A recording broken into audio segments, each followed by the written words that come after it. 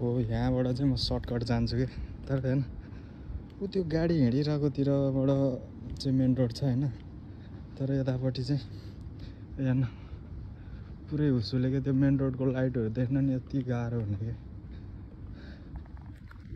पुरै यस्तो के अब लाइटहरू हैन यो चाहिँ पुरै चाहिँ अस्ति नै एकचोटि नि भयो थियो मैले त्यति बेला चाहिँ भिडियो बनाइन हैन तर आज चाहिँ धेरै टाइमै भयो लगभग यो 9 बजे 10 बजेबाट हुन सुरु भएको होला लगभग 9-10 बजे थियो होला अनि अहिलेसम्म हटेको थिएन कि पहिला चाहिँ एकैछिन कति चाँडै नै हटिसकेको थियो 2-3 बजेतिर चाहिँ हटिसकेको थियो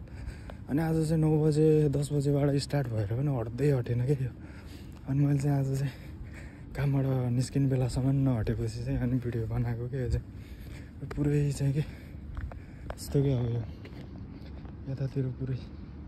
यो मेन रोड त्यहाँ गाडी गएको ठाउँमा मेन रोड छ हैन लगभग यहाँबाट 2 मिनेट 3 मिनेट लाग्छ के त्यहाँनिर पुग्नलाई अनि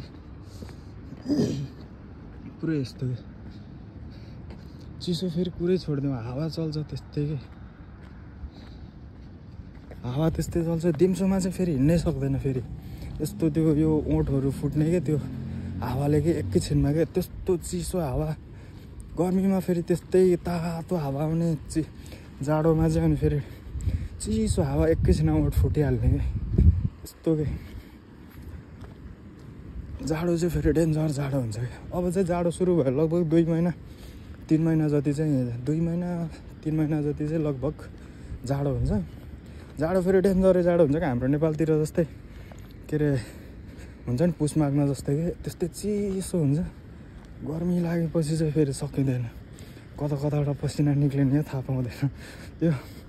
10 मिनट जति हिँड्नुपर्छ म काममा आउने जाने बेलामा त्यो 10 मिनटभित्र नै त्यो पसिना आएर जुत्ताभरि त्यो पसिनै पसिना भइसकेको हुन्छ कि त्यस्तो भएको हुन्छ कि होइन अब यहाँनिर चाहिँ मेन रोड छ कि अलिक परपट्टि यस्तो हुन्छ कि